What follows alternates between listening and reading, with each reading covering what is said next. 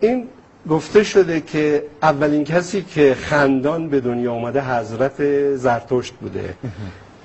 خندان به دنیا آمده. دومی کس میگن که سهراب بوده، پسر رستم، که حکایت داره از خود شاهنامه که کودک وقتی که به دنیا اومد میخندید. دیگه منتظر روزگار، منتظر سومیش بود که من به دنیا اومدم.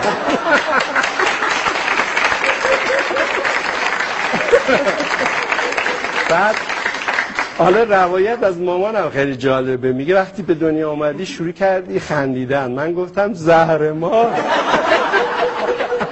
چرا میخندی؟ بچه اینقدرم زشتی.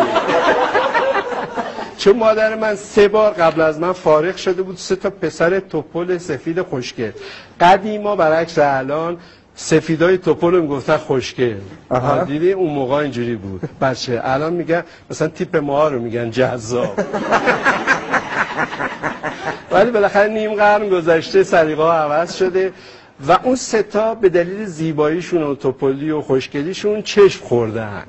آره مامانم میگن اینا رو چشم زدن و اینا فوت شدن. ای بابا. تا اینکه خلاصه اینا میرن مشهد و پابوس امام رضا، اونجا نظر میکنن که خدا یه بچه زشت به اینا بده ولی بمونه. یعنی میگن هر چی زشت‌تر بهتر.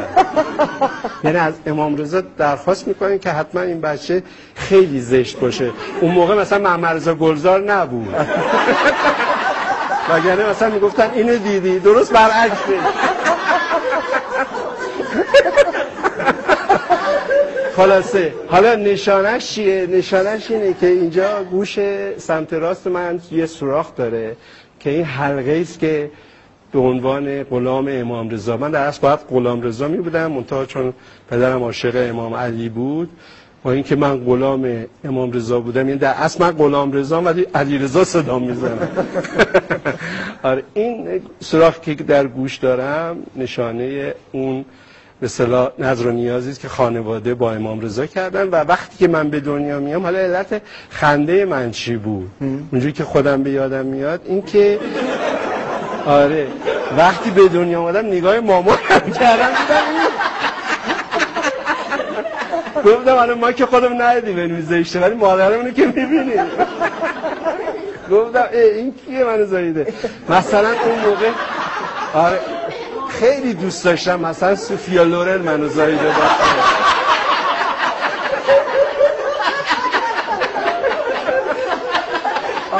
تو بگو حالا مامانمو ببینی عین خودمه.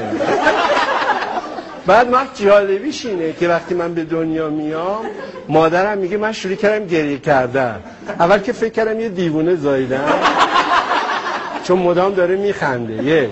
بعد چقدر زشته این و نگران که اینو عوض کرد. یادش رفته ناز کرده امام رضا یه بچه زشت بهش بدن، چون یادش رفته بوده، چون 3 بار بچه تحویل گرفته دیده ماشاءالله توپل سفید خوشگل، این یکی 4می یک چیز مزخرف.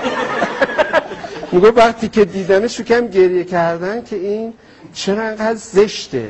من چون خیلی بچه بودم دیگه، تقریبا 1 دقیقه بوده از عمرم، جوابی براش نداشتم، فقط میخواستم اون موقع بگم آینه بدم خدمت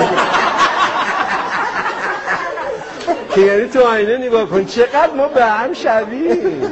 احتمالا اون بچه های اشکالی داشتن خوشگل شدن، چون اختلالات کروموزومی همیشه به زشتی منجر نمیشه.